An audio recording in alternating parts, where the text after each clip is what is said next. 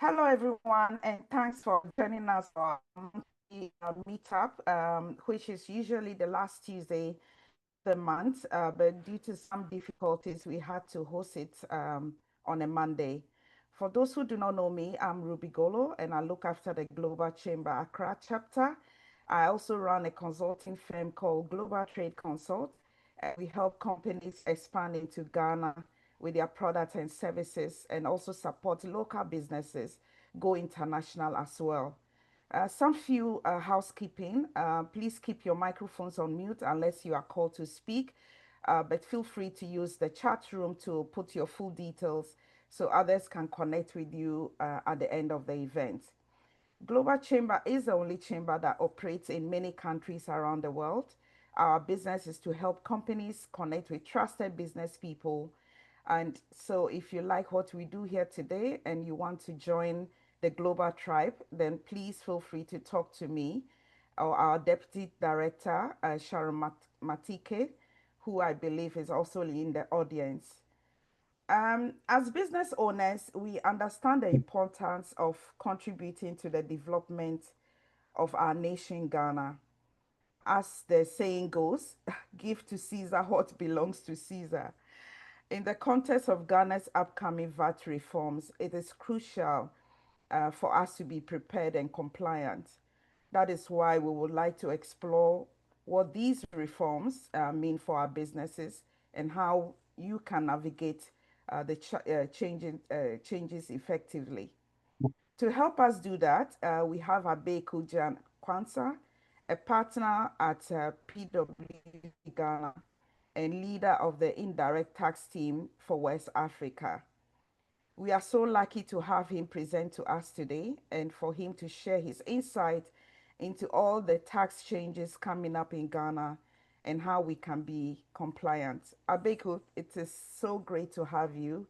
Please take the floor and tell us a bit more about yourself and what you do at PwC Ghana. Thank you. So thank you very much, Ruby. So good morning, good afternoon, good evening, depending on where you are connecting from. I appreciate the opportunity to have these conversations with you. In addition to what Ruby said, I also lead the tax trainings for and also lead the business school in Ghana. I'm also proudly Ghanaian.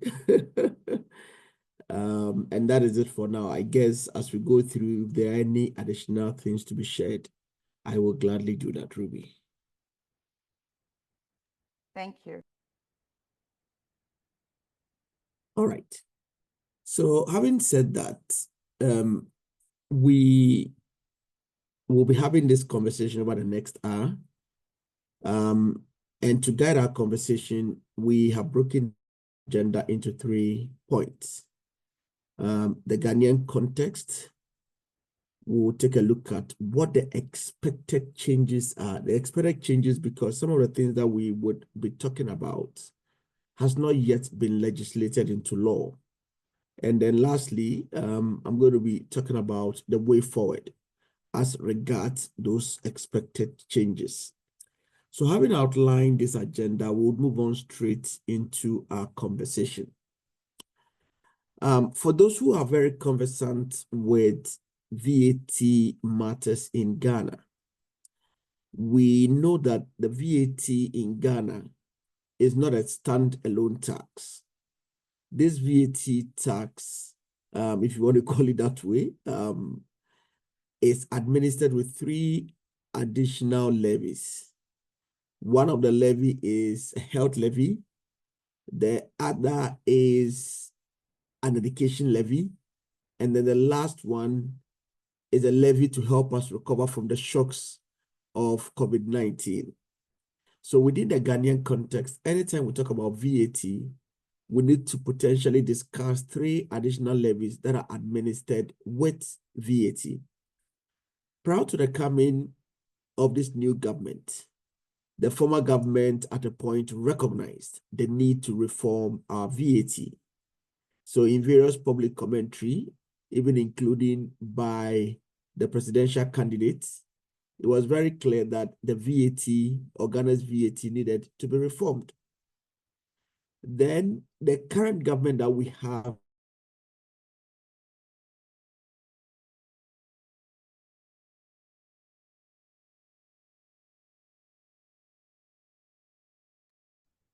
Abeku, I think we've lost you.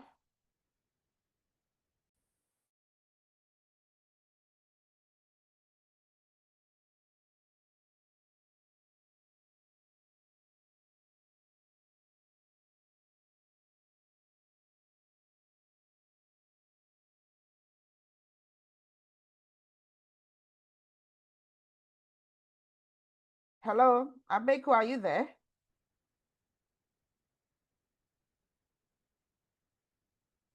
Sophie, can you hear me okay? Hi, Ruby. Yes, I can hear you. I think we've lost him. I don't know if he's having internet challenges. Let me just reach out to him on phone.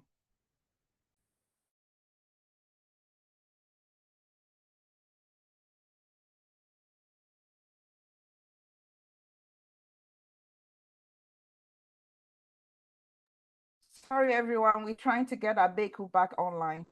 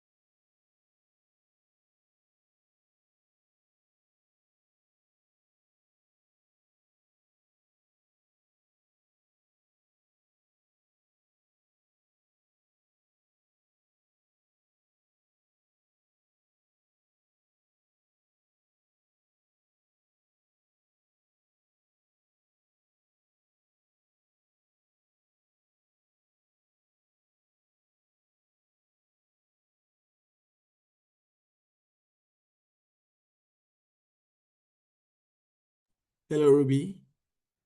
Yes, good to have you back, Abeku. My sincere apology, my internet disconnected. Okay, that's all right. We can take it from where you ended. Okay, so let me go back and reshare, and then we can continue.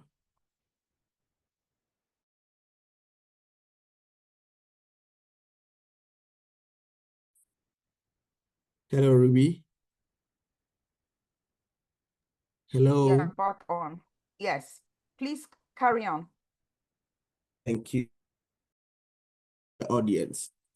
So as I was saying, our current government recognized that there was the need to improve and to change the current architecture of our VAT. As such, what the government did was, in its first budget that was presented in March,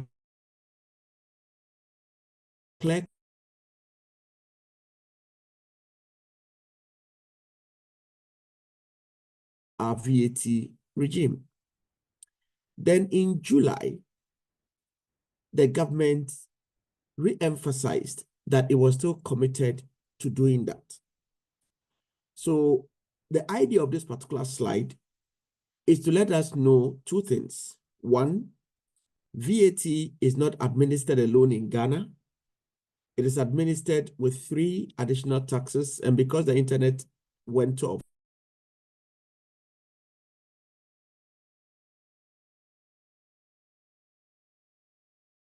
the other specifically meant for education, and the last one, which was meant to help us recover from the effects of COVID-19. Now, the VAT reform can be described as being quite comprehensive. And the reason why I say that is that if we take a look at the VAT revenues, relative to total revenue over the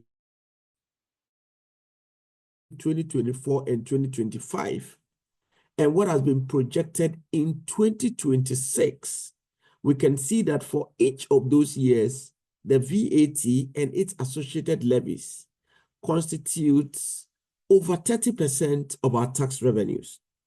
So in 2024, we saw that the VAT and the 3 additional levies for health, education, and COVID-19 recovery was about 750.7, as compared to about 151.2 billion in terms of tax revenues. Please take note that these tax revenues are the tax revenues after you have considered potential refunds, whilst the VAT and hair levies are the gross before any particular refunds. Of course, they do include credit. This 2025, because we are still in 2025, these numbers that you see here are the projections of government up to the end of the year. Whilst the 2026 numbers you see are there because over the past few years, Ghana's budget is presented with a mid-term view in mind. So the takeaway point from this particular slide is that the reform that we are going to be having is quite comprehensive, and therefore we all need to pay attention to this. Having established these facts, whenever we have a VAT conversation, and in this particular instance, this VAT is not being done alone by the people of Ghana, but some technical input have been received that was presented to our parliament in July this year. Whenever you talk about VAT, we need to look at 4 main aspects of it. 1, which product will be subject to VAT? 2, who will be responsible for charging and collecting the VAT? And for the purpose of our discussion, we have called this VAT trader. Ruby talked about hair consultancy, for instance. If we think that hair consultancy should be subject to charging VAT on what a consultancy does,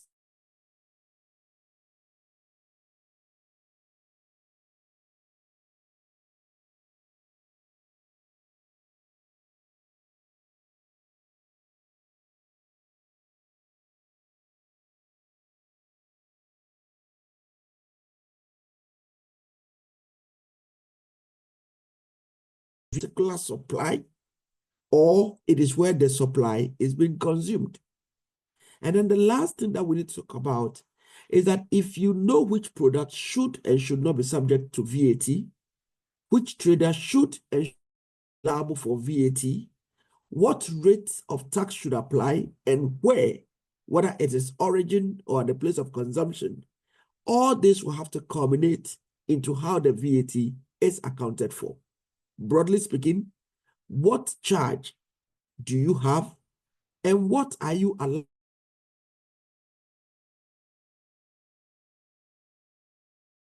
sent to the GRA? Now, a VAT regime which will be reformed, touching all these particular aspects of the VAT structure, can very much be described as a comprehensive review in our own words. Now, what are those specific things that government has said that this VAT review would encompass? The first one is that, as I did say from the previous slide, in Ghana, when you talk about VAT,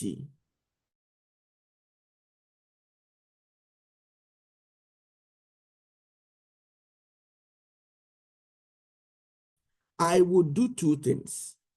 I recognize that this health, education, and COVID recovery, certain times it will apply to the VAT, parts may apply, or some part may not apply. So the first thing government says is that I will be removing this VAT. Hello, can you still hear me? Yes, we can. Sorry. It's just that you are breaking up a bit from time to time. Yeah, it keeps telling me, Ruby, sorry, that my internet is unstable. That was why I had to let go of my what do you call it? I had to let go of my video so that we would have a smooth connection, but it appears this seems not to be working. But let's see what we can do with this. So let me try and reshare again. Just a minute, please. And I hope we'll make the best of our time together. My apologies. Sure.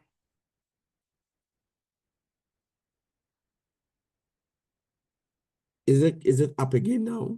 It is. Okay. So just by way of quick reminder, I've talked about we considering four main things whenever you talk about VAT. And this VAT conversation that we have, public comments of government, it is IMF back. In other words, IMF is providing some technical input in addition to the various roles that the government itself is doing.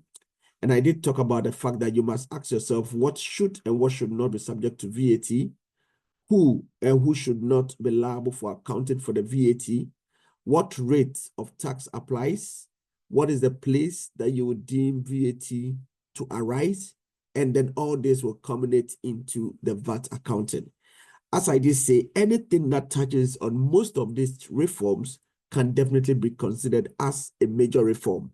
And even in this particular case, what government has indicated is that there will be a new VAT bill, all right, which presupposes that we're going to have a new VAT law, if someone wants to call that, actually coming in place, and not ad hoc changes to certain parts of the law. So having established that, the first thing government is thinking of doing is that who and who should not be held liable for charging the VAT would change. So what government is saying is that I would change the VAT registration threshold by increasing it so as to exempt small and micro businesses. Now, it is very important to repeat, as I said from the beginning, that we do not have the law yet, and interestingly, we don't even have the bill yet. So some of these things, I have decided to pick the language that was used by the ministry when the review was being communicated to Parliament. All right. So VAT registration threshold basically says that in general, if the amount of business that you do measured by, say, revenue is such that it doesn't exceed the equivalent of 200,000 Ghana cedis or its quarterly equivalent. Let me attempt to quickly break down that into dollars, somewhere around $18,000 to $20,000 a year. Then what happens is that if your supply does not exceed this particular threshold, then you would not be required to register. This 200,000 threshold that I've just communicated have been in our laws for about a decade. And we obviously know that if you pick a currency like the Ghanaian cedi, which has not been as stable as other currencies relative to, say, the US dollars. So if I go back into 2015 thereabout, the dollar would have probably been operating at about 3.5 to 4. And even if it's even 4, you'd have been talking about something operating at about $50,000, which now I am saying that that would be operating or be at an amount probably less than $20,000. So if the dollar is a stable currency that measures the size of a business, then what government is intending to communicate is that I feel that the threshold is not as realistic as it was in 2015. Practically, what does it mean to your businesses? Practically to your businesses, a business that was considered as a small and micro business in 2015, just on account of, say, inflation, would find itself registrable, meaning that the provider of that business would have to go through the process of charging the VAT and accounting for it. Now, if the bill is presented by the executive government to the legislature for consideration, hopefully at that time, we'll get to see what the new threshold is. And if the ministry decides to make input calls, we would also get to know what the mind of government is. But the takeaway point here is that some of our businesses would no longer be required to charge and to account for VAT, depending on the level that government raises that particular threshold to exempt what it has demarcated as small and micro businesses. The next category of things that we will talk about are things relating to rates. So you would recall that I did mention that in Ghana, VAT is administered with up to 3 additional levies: health, education, and COVID-19 levy. What government has said is that the COVID-19 levy, which currently has a standard rate of 1%, and we say standard rate because in certain instances, the rate of COVID levy can be 0, all right, if the VAT rate is 0. So the COVID-19 levy will be abolished. Next, the VAT rate, whenever you talk about it, you will say that, oh, VAT rate in Ghana is 15%. However, what that only means is that you are talking about what we call the standard VAT rate. So we do have some exceptional positive rate than that 15%. So for instance, you have the 3% VAT rate that applies to certain parts of our economies. You have 5% VAT rate that also applies. So these two VAT rates are called flat VAT rates. What government is saying is that I will be removing that flat VAT rate and create a unified VAT rate, and that is what will be implemented. So what it essentially means is that, of course, in addition to the 0 rate, which we usually apply on cross-border supplies of goods and services that are taxable, the unified rate will become the standard rate. So many questions have come up that what would that rate be? What would that rate be? Now, from this previous slide here, in 2026, when government did its projection, you would notice that it intended to keep static the lines for the health levy and the line for the educational levy. So it suggests to me, and based on certain public commentary that have been run, that if government says I would abolish and I will create a unified VAT rate, then that suggests that that unified VAT rate will still be at 15%. The COVID will go off.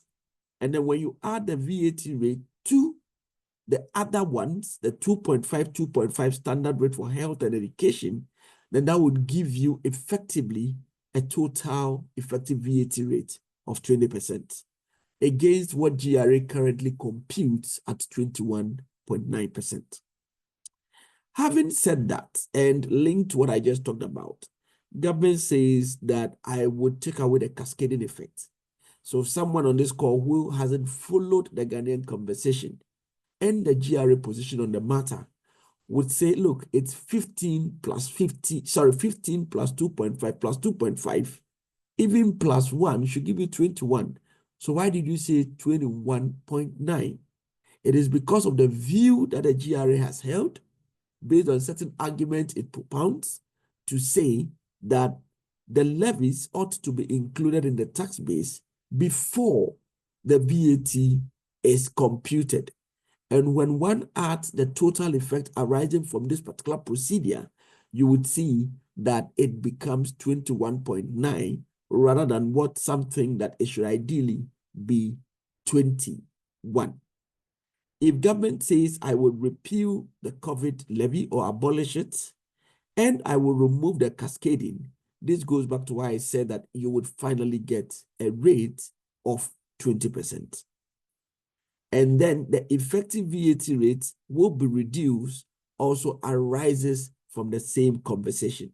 So in brief, in terms of your planning, if you currently subscribe to the GRA view of charging 21.9, then now the calculation will no longer give you 21.9, but that will give you 20. And in addition, previously, you would notice that this cascading effect was not only cascading, but the revenue, in this case, the GRA's position on the law, which of course, I think is the right interpretation of the law, was that you would not get a deduction from the health levy payment, from the education levy payment, and from the COVID-19 recovery payment.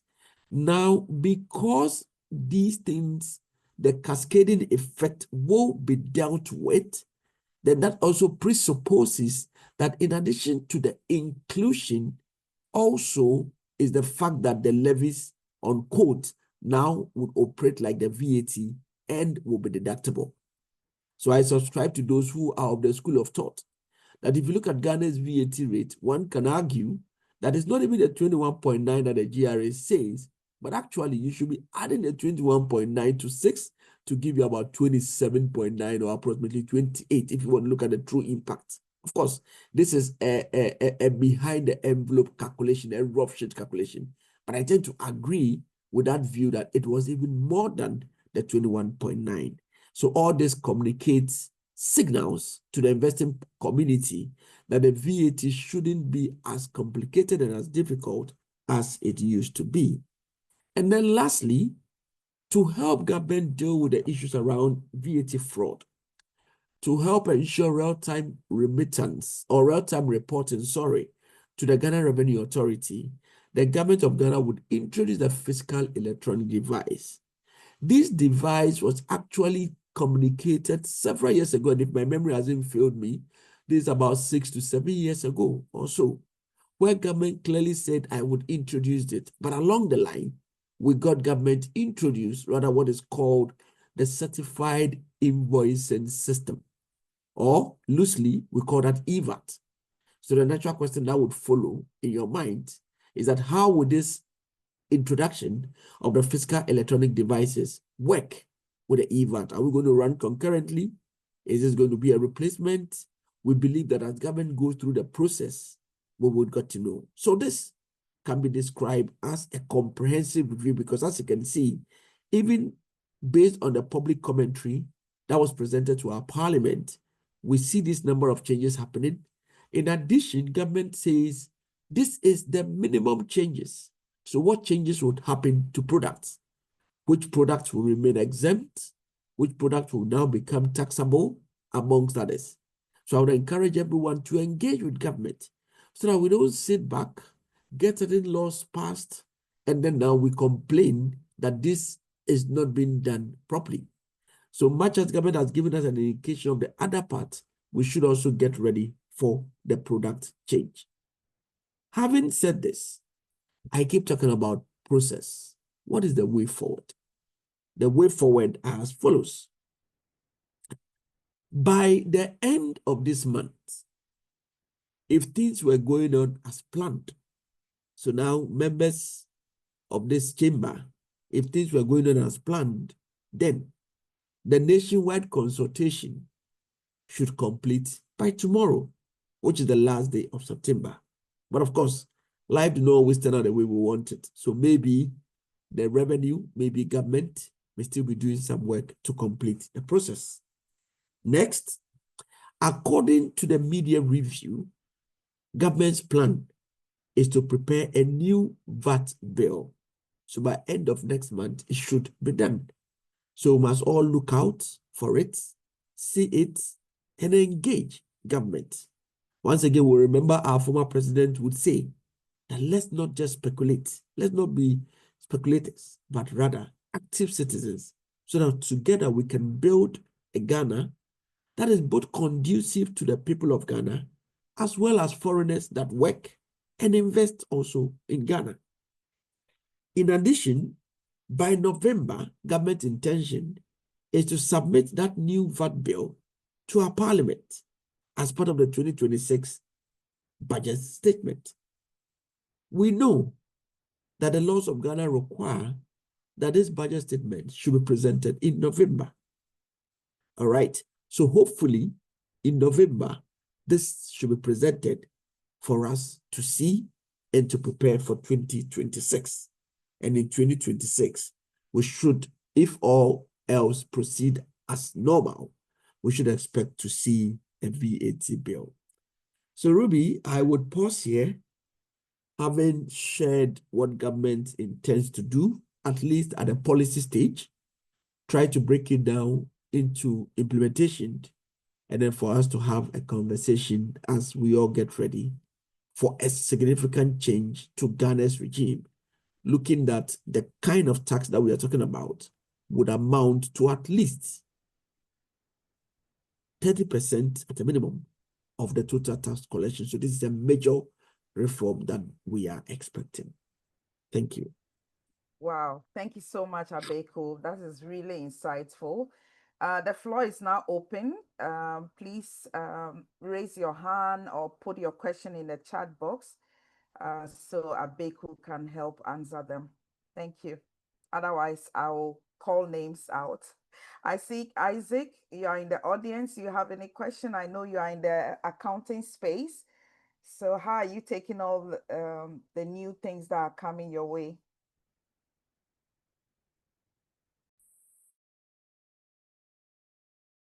Sorry to put you on the spot, but Isaac, if you want to come on the floor. Yeah, thank you very much, Ruby. Thank you very much, Abeku. That was very insightful. I think for me, there's a lot to look out for in the coming weeks and then in the coming months. For us in the space, we would love to see what the GRA will be putting out as to the revision to the VAT regime. And then based on that, we'll be able to advise and communicate to our clients in a way that will make them, efficient when it comes to tax issues. Thank you. Brilliant. Thank you, Isaac, for that. Any more questions? This is the time to ask all your questions.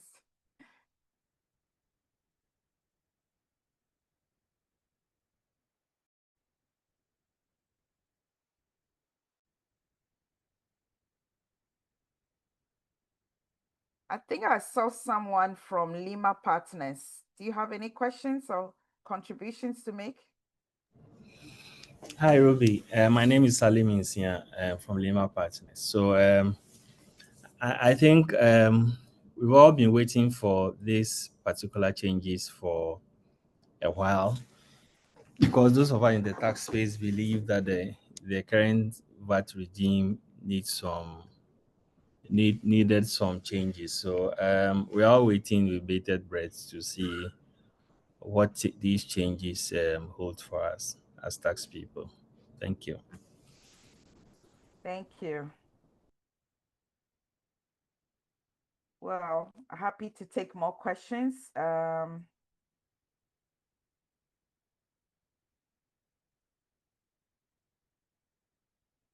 Abeku, I have a question for you. I know PwC, you are, the big boys when it comes to accounting and tax services. What do you have for small and medium-sized businesses? What kind of services do you provide? All right, so thank you very much, Ruby. We do have a lot of things for small and medium-sized businesses. To demonstrate that we actually have a unit for what we call private client services aimed at businesses that are seen as small and medium-sized. And part of the exciting things we tend to do for such entities is that we go beyond just business consulting to sometimes even family consulting, because we run our businesses. More often than not, if we were the one that set up that business, you would notice that we do so well. And as soon as we are no longer there and we are called into glory, those businesses do not usually survive beyond the first or even the second generation. And it is something that we would like as a firm and as a network of PwC firms to change. So our service offerings are not limited just to, unquote, the big players, but also we do have a lot of things to offer for the smaller ones, and even extend that beyond just the regular business consulting to even family constitution, succession planning, amongst others, Ruby. Thanks. Brilliant. I think I also see in the audience, Jonas. Jonas, do you have any questions to ask?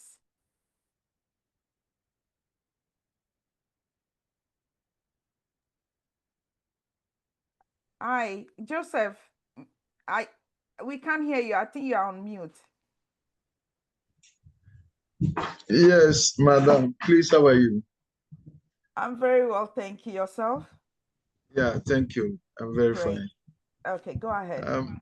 I want Mr. Abeku to explain certain things for us. As to a trader who is liable to charge the VAT as against the one who is liable to pay. That's and the threshold defines this trader. And you know the nature of our market. We are in the same space, or the same vicinity of trading, and we sell identical products. And the way we do the business is the same. We have maybe a retail shop and a much bigger retail outlet, and then the tabletop. There's no compulsion on the part of the consumer to receive VAT invoice when the person goes for the market. So if we are talking about compliance, don't you think that this one is what is going to defeat the tax system, the new reforms and all that? Because the old one had problem because of such problem that we have three forms of the tax: those who are charging the VAT, those who are not, we are charging the standard rate, those who are not charging at all, and those who are charging the flat rate. So lack of uniformity and fairness in the tax system is what drives the otherwise will drive compliance or not. And so I want to know whether the threshold is necessary, because we had complained on so many times that they should actually remove the threshold so that there should be uniformity in the market space where we all will charge the VAT, especially when the consumer has his discretion to whether to buy from a tax registered shop or not. And he will be better served at a place that is not going to charge. And that has been the problem, that has been the bane all this while. So I want you to explain that issue and how you are going to factor if you have any input to the finance ministry. Then also the issue of the standard rate, where the standard rate works on input and output, where you deduct the input from the output, then you can submit the difference for your filing.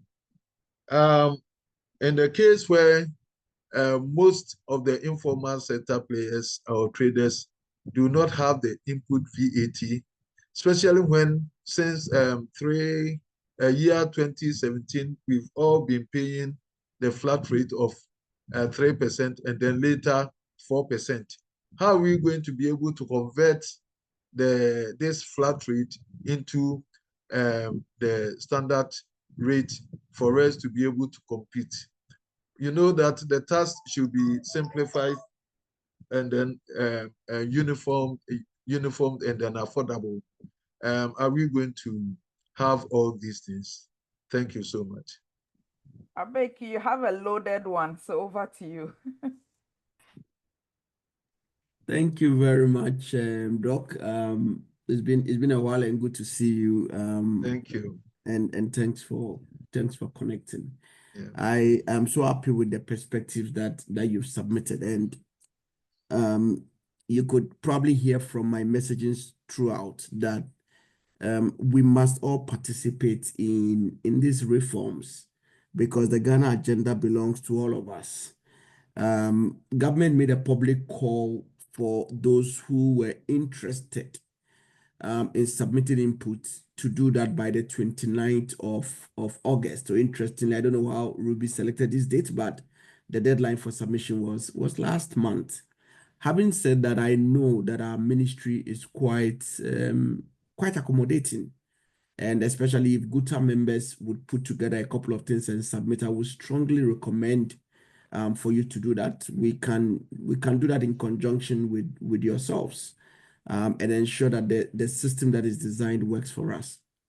With that background comment in mind, I would comment by addressing the issues one after the other.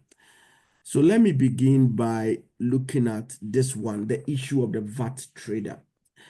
You would appreciate that when we stay in an economy, we know that we don't earn the same, neither do we have the same capability to comply. So in every VAT jurisdiction or in every country that VAT is implemented, the default stance is that we would always exempt a particular group of potential VAT traders on the basis of the fact that they are, unquote, small and micro businesses. The reason is simple. As a country, we want taxes, but we don't want to spend more than it would incur us to collect those taxes. So what Mr. Obi has talked about relates a lot to the fact that everybody within the market should charge. It makes it easier. The counter argument has always been that there are some persons that they cannot even comply. If you ask them to register and charge VAT, the might is not even there. And rather, we should exclude them so that the cost of collection and compliance is not actually more than the revenue that the state would get from them. Let's not forget that the cost of collecting the taxes is the money for all of us. So if you are spending more than to collect, it is not worth it, and therefore the need to have some excluded persons. The other argument, and this is one that I tend to appreciate a lot more, is that if you go into our markets and we pick persons that are large, say, wholesalers or distributors, because of the scale at which they do their businesses, they would be able to trade and even charge VAT, and sometimes they may even be cheaper than the ones that others who are smaller charges. So let me give you an example. Just a minute, please. Somebody keeps calling my.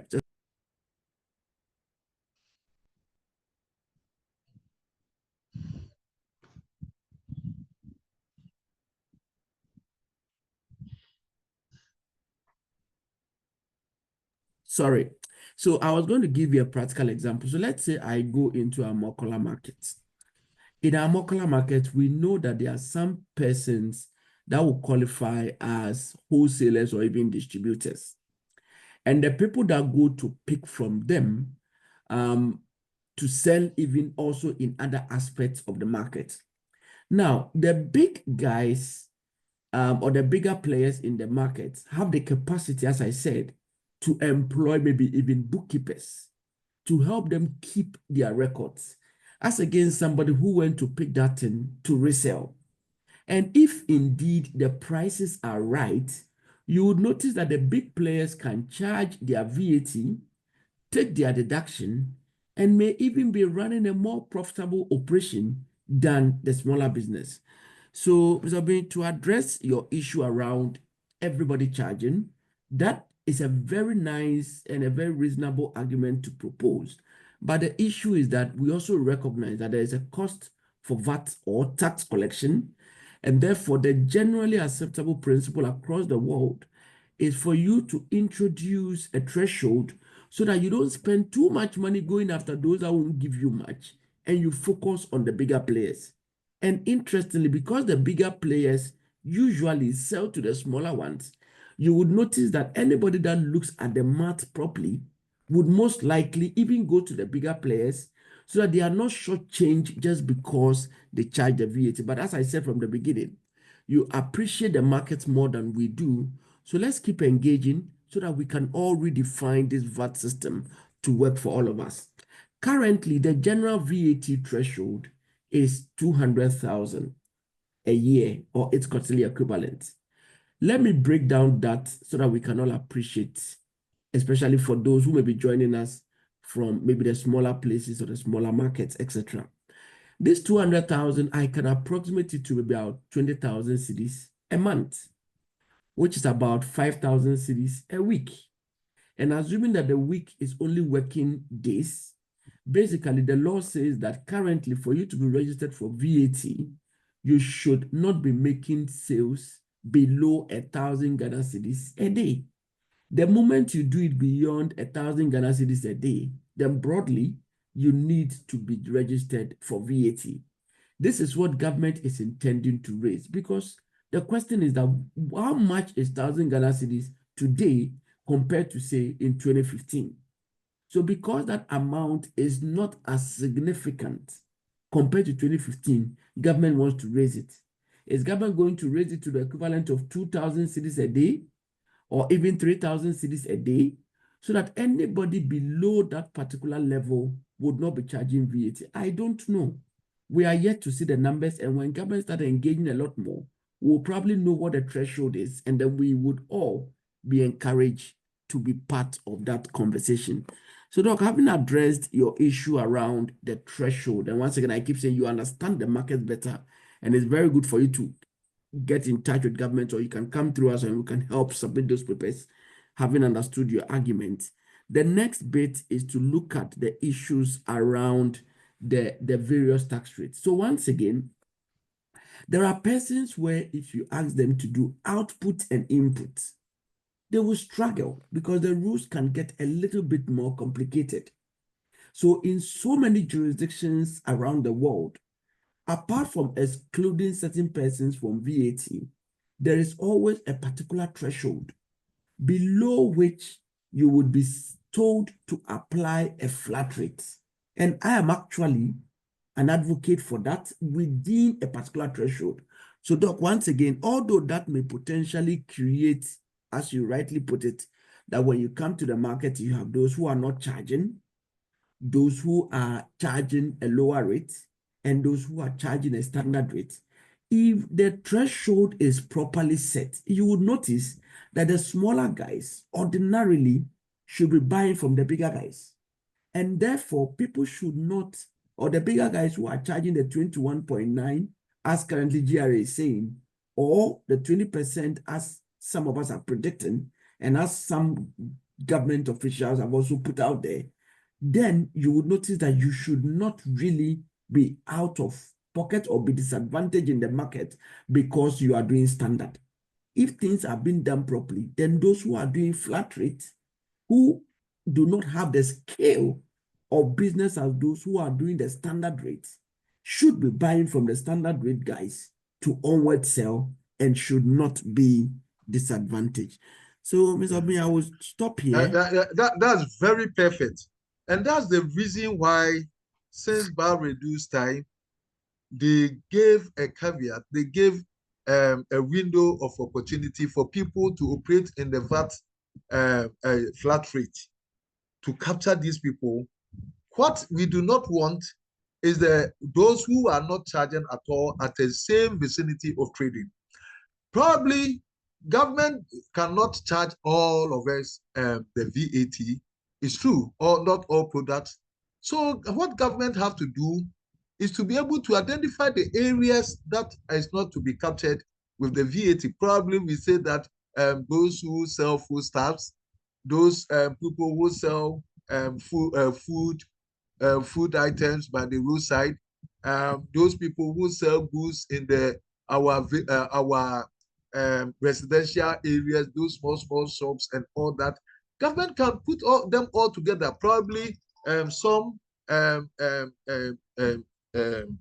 pharmaceutical products that we deem that those things, when we first ring them, and then we say that these are the areas that are no-go area for VAT, then of course everybody understand. But what if we are in the same trading space, the same vicinity, trading in the same items, and where there's no compulsion on the part of the consumer to take VAT invoice, there's discretion. That's where it does not ensure compliance. And I'm telling you, this is the area that is going to defeat whatever reform that will come if you are not able to do it well. Because then your competitors, whether small or big, will then take advantage that they are below the threshold, and people are going to migrate from bigger threshold to smaller threshold because they want to defeat the system or cheat the system. I've said this over and over. Sometimes when you talk from the perspective of the trader, they think that you want to take advantage. But if we create the room for people not to charge the VAT in the same space, the same vicinity, where we sell the same items, the same, where our business is only defined by virtue of the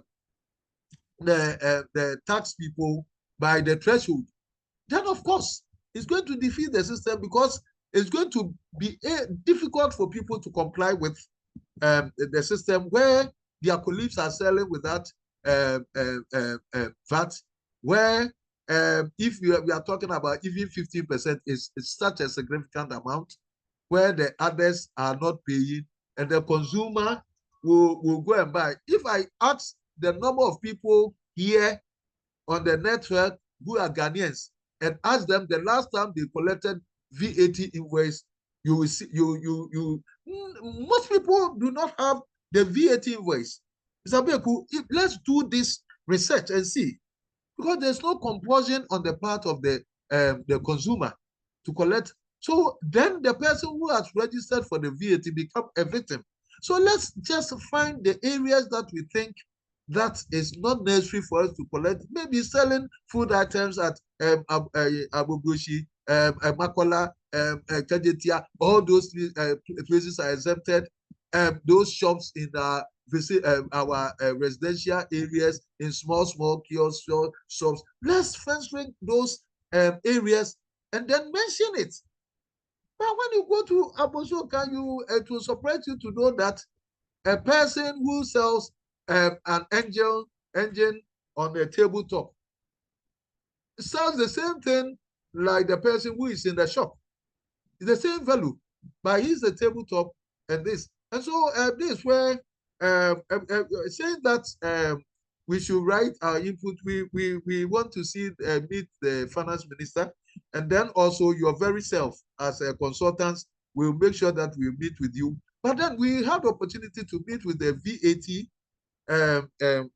officials, and then at a point where almost made to believe that they've taken the decision, because they some of the things that they said is that, oh, whatever you say there doesn't mean that it's going to affect our decision and all that. Then it discourages people from even sending their input and all that.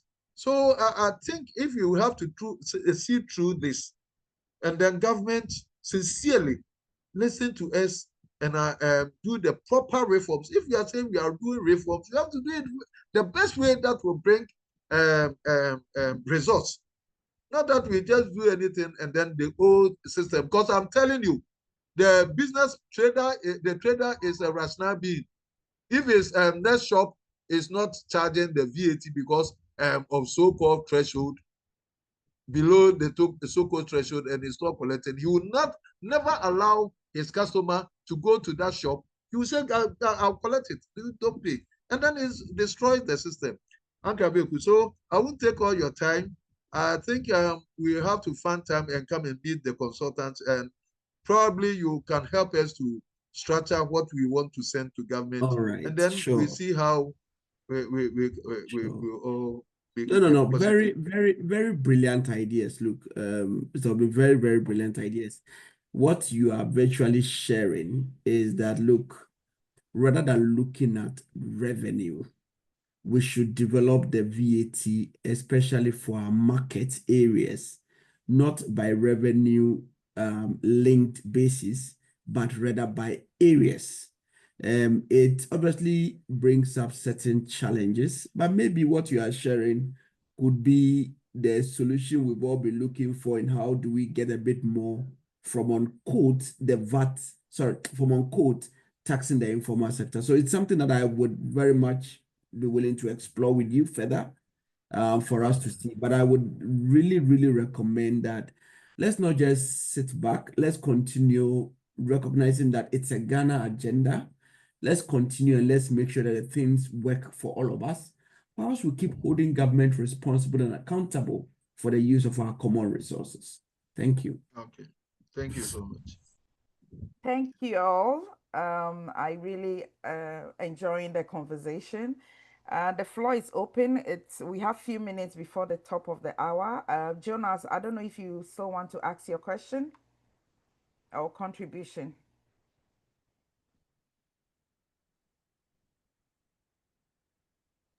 Hi, Ruby. Hi, Salim. Yeah, so I wanted to ask my brother Abeku whether he has an idea of the threshold increment we are looking at. Because I understand some SMEs or smaller businesses the idea is to exclude them from accounting and remitting VAT. So I wanted to have a sense of what threshold we are looking at, if he has an idea. Thank you. All right, so thank you. I have not seen the official drafts of this VAT bill yet from government. But you recall that during the call, I did mention that even if I go back to 2015 and look at the US dollar as a good measure of stability, then at a minimum, I expect that the current 200,000 should at a minimum be doubled, because the dollar rate at that time compared to this time is saving about 3 or 4 times. So if I go with that in mind, then I'm expecting that at a minimum, the 200 should be doubled or even maybe tripled for what the... Yeah, it's 500. They've taken it to 500,000. Okay, I haven't seen it yet, but thanks, Mr. Obin. Yeah. Thanks. When we're doing the discussion, that's what That's what it said. Okay. they proposed. Okay. All right. Thank you. Thank you, Abeku. That's helpful. Thank you. Thank you, Mr. Obin, too. Bye. Yeah, thank you. But sir, what about the input VAT of what we have been charging or collecting for the past since 2017, the flat rate of 3%, now 4%.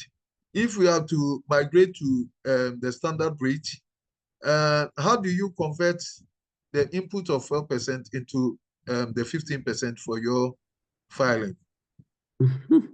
That's a very good one. Well, my view has always been that I still think, and Mr. Bean, I respect everything you've said, but this is my view from a tax consultant perspective. Even government may disagree with me. But my view is that when I come to the market, when I deal with so many people, a lot of people have come to appreciate the flat rate regime. So I still believe that we need to have at least some people in Exactly. That's all that I want you to say. Thank you. You are a consultant, and I want you to push this for us. Because then it will bring the convenience, and then we remove the threshold, and then fund areas that we are not to. I will have to discuss this with the finance minister, and probably I will channel this thing through you, so you give me a proper paper, because we are the graduate for. Thank you so much. All right, thank you. So when the conversion is done, my expectation, looking at how previous conversions have been done, is that items that you purchase from the date you were made a standard rate operator is what you would get VAT on. Items that you purchase prior to that date, it's unlikely that the GRA would allow you to take a deduction. But even if they would, then I would expect them to adopt what we call the pre-registration treatment and allow you up to 4 months previous items that you have purchased that are still in stock. But once again, we would have to see the text of the law that our parliamentarians would approve, and then we can engage. But all this is to contextualize us that there's a major reform to our VAT system coming up. We should not wait and complain at the end of the day, but we must all get involved and debate it. Even in the Western world, in the UK, for example, they have been debating VAT on education provided by private schools.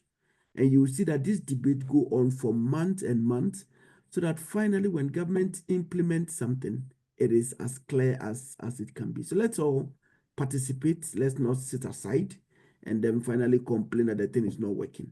Thanks. Thank you so much, sir. Okay, before we conclude, I think we have Isaac hand on.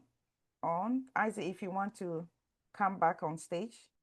Yes, so I have a quick question for Abeku. So Abeku, still in the area of VAT. So there are some organizations that when you deal with them, there's a VAT withholding.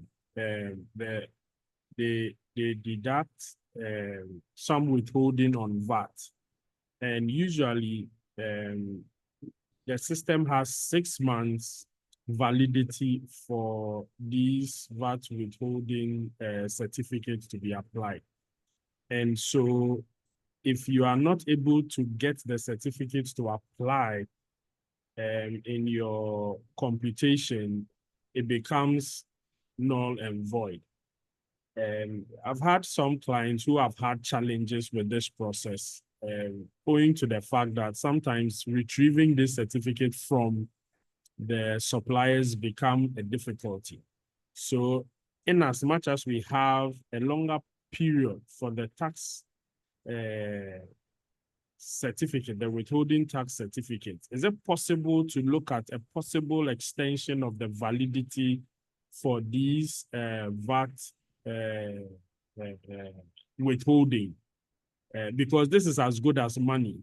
So once it's voided or it's made to expire after 6 months, then it becomes a challenge, to deal with the amount that will be outstanding. So to the customer, you are still owing because you haven't settled your debt in full and you haven't also produced the VAT withholding certificates that I can apply. So I don't know if this is an area where maybe some engagement may have to happen to try and extend the validity of the certificate from the 6 months to probably some years, just as we have the withholding tax certificate. Thank you. So thank you very much, Isaac, and nice to reconnect on this call. I am not an advocate of even that that withholding VAT concept in terms of its broad application, much so the insertion of the 6 month limit. Because as you rightly said, and I agree so much with you, that is my money. So what is the concept for the sake of all of us on this call? You buy something from Isaac. Isaac, instead of giving you your entire money, says that I am withholding. Just like I do for income tax, I am now withholding for VAT. And there is a delay in giving you that certificate. And so when that delay happens, you tend to lose that amount. Part of the conversation that we have had with the revenue, and a number of them agreed to, is that the timeline for triggering that 6 months should be from the time the payment was made to you and for which time the certificate was issued to you. Okay? Not from the time you provided the service or the good on which the 6 months, on which the withholding VAT applied. I hope that is clear. So if you are looking at a 6 month count, you should be counting from when the certificate was issued, or at least when the payment was made and the certificate was issued. Having said that, one of the things I usually tell my clients is that much as I would help you to discuss, to debate some of these issues, there are some fights that are not worth it. So much as I said, it's a provision that I think it's a painful one. I don't agree with the whole rationale for compliant business. Of course, for the non-compliant businesses where somebody sells and goes to the next shop, Charlie, Mami invoice because the person wants a VAT invoice and doesn't care to send the money to government, so government says withhold. I understand those ones. But just as we have a withholding VAT exemption, why don't we introduce a withholding VAT exemption so that the compliant businesses do not struggle? However, having said all these things, my recommendation to clients have been that some fights may not be worth it. So my encouragement to you is that as soon as you receive this, please don't let the 6 month period expire. quickly put it on your VAT return, take your deduction, and then move on with your life. Rather than waiting to now say you're going to get your consultant to go and fight for you and you are spending money on both sides, I don't think it helps. So let's all try to comply whilst we engage. But then, Isaac, in relation to this reform, be reminded that what I said here on this slide here is that these are the minimum. So you can see that these are the minimum reforms that have been communicated. There will be a lot more in the bill. So we all need to pay attention to the bill and not be taken by surprise. Thank you very much. Thank you all for your questions, and huge thanks to Abeku for your time with us today. We really, really enjoyed the conversation. I have some people asking me if you are happy to share the slides. So let me know if that is okay, and I can arrange to follow up with that for those who have asked. Our next meeting will be in next month. That is Tuesday, October 28th. I have shared the link in the chat box for those who are interested to know about shipments into the US market. We'll be happy to have you join us next month as well. And those who are interested in expanding your business internationally, please reach out to me so that I can see how we can support your business as well. On that note, I want to say thank you to everyone for joining us today, and I wish you all the best for the rest of the week. Thank you. I will stay in the room for 2 minutes. Anyone who wants to have a one-on-one with me, I'll be happy to talk to you. Thank you all. Thank you very much, Ruby. God bless you. You're welcome. Bless Bye. you too. Bye.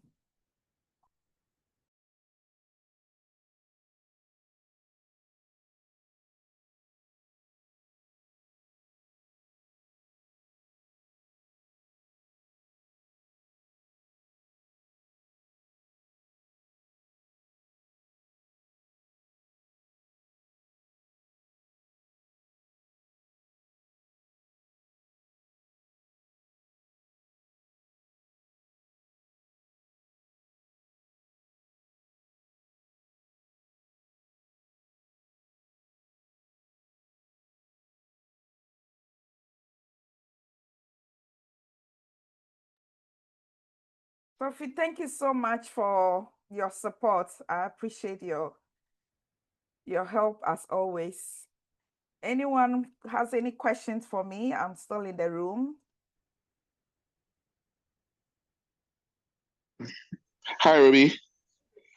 Hi, how are you? I'm great. My name is Nibote.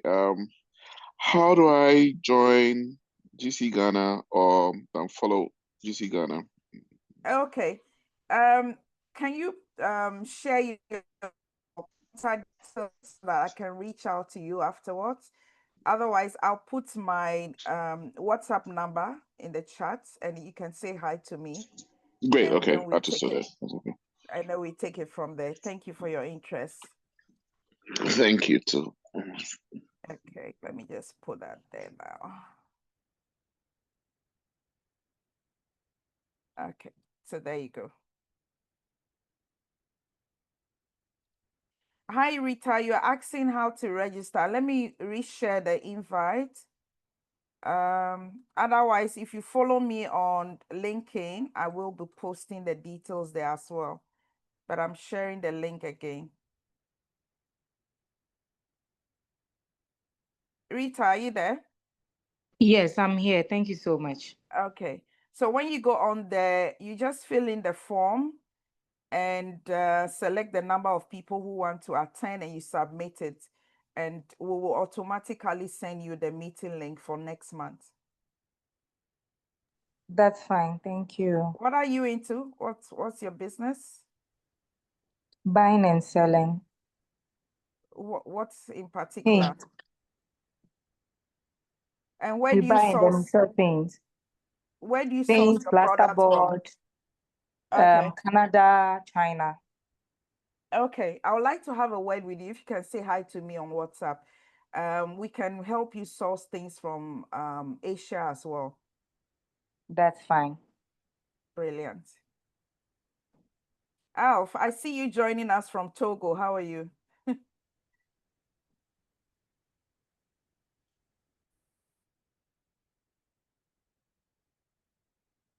Aleph, are you there?